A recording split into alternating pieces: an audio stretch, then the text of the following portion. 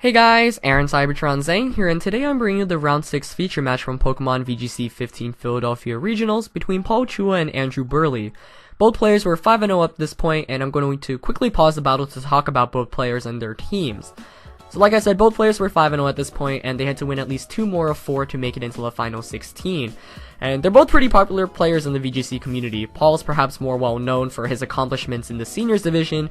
He won a national title in 2013. He's played at Worlds 3 separate times, 3 years in a row, and finished in the top 4 at nationals both last year and in 2012. So really impressive run by him, and this was his first tournament in Masters, and he was already doing really well. Hadn't dropped a game yet at this point. Andrew, on the other hand, has not played at Worlds, but he's done really well at the regional level. I believe he top 4'd the regional last year, and he's top cut 2 regionals this year already, so he's definitely a name to look out for this upcoming season. Now about their teams, Paul ran a rain team of Politoed, Ludicolo, Zapdos, Aegislash, Mawile, and Hydreigon, while Andrew had a team of Staraptor, Rotom Heat, Tyranitar, Mawile, Zapdos, and Aegislash. So both players had similar cores in Mawile, Zapdos, and Aegislash, but Paul had the rain mode while Andrew decided to have some pretty eccentric choices, especially that Staraptor. So here Paul leads with Ludicolo and Hydreigon against Andrew's Zapdos and Aegislash, and I definitely think Paul's in the advantage here. He's got a fast fake out, which can just negate that Zapdos from doing anything, and he can get a Dark Pulse off for free on that Aegislash slot the first turn. I think even if the Aegislash King shields, the next turn Hydreigon can still just target that slot for a Dark Pulse, and I think knocking out Aegislash is really important here for Paul, because it gives him a lot of trouble. We see the fake out come out on the Zapdos the first turn, the Key Berry actually activates, and Paul decides to double up on that Zapdos. So Zapdos is going to flinch from that fake out, but Andrew making a brilliant prediction, expecting Paul to double up on that Zapdos, going straight for the attack, getting the Flash Cannon off, and that's going to do a lot of damage to that Hydreigon. Really smart play there by Andrew. You know, obviously a really good player, you wouldn't expect them to just stay in with Aegislash and attack. So even though both players kind of traded off damage there, I think Andrew is kind of in the advantage. But once again, we still saw that Hydreigon was faster than all the Pokemon on the field. So you'd imagine now it can just get a free KO either on Aegislash or Zapdos. The double target was still somewhat smart on Paul's play because a lot of Zapdoses in VGC just don't carry Protect. There's no room for that move.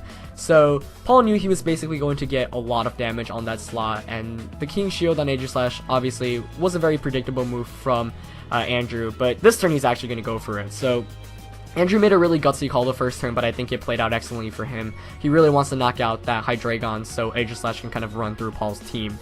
However, we're going to see Hydreigon go for the Dark Pulse here and knock out Zapdos, so unfortunately Key Berry not doing anything.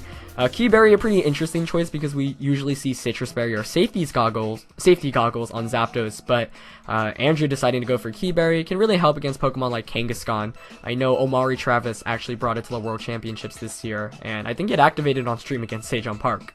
So here Andrew's going to bring in Staraptor. Even though he's down 4-3, I think Staraptor is a really important Pokemon for this matchup. Of course, it gets the super effective Brave Bird on Ludicolo, can even U-turn out. And we did not see Intimidate from the Staraptor, so you'd have to assume Reckless. But the question is what item it holds, you know, often Choice Band or Choice Scarf. Paul decides he's going to stay in with both of his Pokemon this turn and lose the Hydreigon. He was probably thinking if the Staraptor targets my Hydreigon, then Ludicolo can obviously just get a free attack off, and vice versa. If Staraptor Brave Birds my Ludicolo, then I can just Dark Pulse the Aegislash.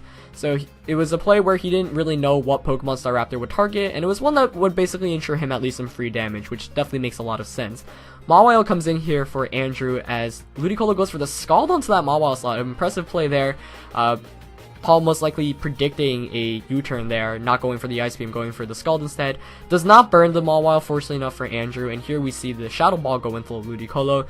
You see Ludicolo took that really well, so you'd have to assume that is an Assault Vest Ludicolo, which makes sense. It's the most common item in VGC on Ludicolo. So Paul's Mawile comes in here, and I think that Paul's in a pretty good advantage right now. You know, he can Sucker Punch with Mawile into the Aegislash and just Scald the Mega Mawile slot or the Mawile slot on Andrew's side. But we've seen Andrew play pretty aggressively earlier on with the Aegislash, so I'm curious as to whether he just goes for another attack this turn like he did earlier on. We don't even know if Paul's actually running Sucker Punch on Mawile, but you know, a lot of the times you should probably assume that, and a lot of players tend to just make the safer play in King Shield or even substitute against an opposing Mawile. So this turn, it looks like both Mawiles are going to Mega Evolve. Obviously, at this point, you want your main Mega to come out and start sweeping. Of course, Paul's still at full HP while Andrew's already pretty severely damaged from that Scald. And Aegislash does not King Shield. Wow. And Paul's Mawile does not go for a sucker punch. That is incredible, and Andrew's Aegislash probably lasts a bit longer than Paul expected it to, and gets a Shadow Ball off, decreasing Mawile's special defense, and he has the Fire Fang on Mawile. Oh my goodness, this is gonna pick up the KO on Paul's Mawile, outspeeding it and picking up a knockout before it's able to do anything. What a turn that was there for Andrew. He decided not to King Shield with Aegislash, and because Paul did not Sucker Punch there with Mawile, he was able to pick up the KO there, and you saw how fast the Aegislash is, so you'd imagine this is probably one of the speedier versions, maybe carrying weakness policy actually, because we don't see the leftovers that normal Aegislash have. So that was a huge turn there for Andrew. I thought Paul was in the advantage, and I think if I were Paul and I had Sucker Punch, I would have just Sucker Punched and scalded the Mawile slot, because at this point you really want Mawile down. But instead, he was able to trade some damage off on Aegislash for a free KO on Mega Mawile, probably the biggest threat to his team at this point. So an excellent play there by Andrew. I still think the game is not over yet, but Andrew's kind of in the driver's seat right now. We see the Scald go into Mawile, wow, as Aegislash gets another Shadow Ball off. So here we've just seen Andrew make plays that are so aggressive with Aegislash, you know, not protecting in the first turn, or not King Shielding the first turn, attacking here, attacking once again the previous turn, you know, doesn't care about the Sucker Punches or the Scalds. He says, I'm just going to go for it, and it's paid off all 3 times. I think Andrew really got a hold of Paul's playstyle throughout the course of this match, and you've seen how well it's played out for him.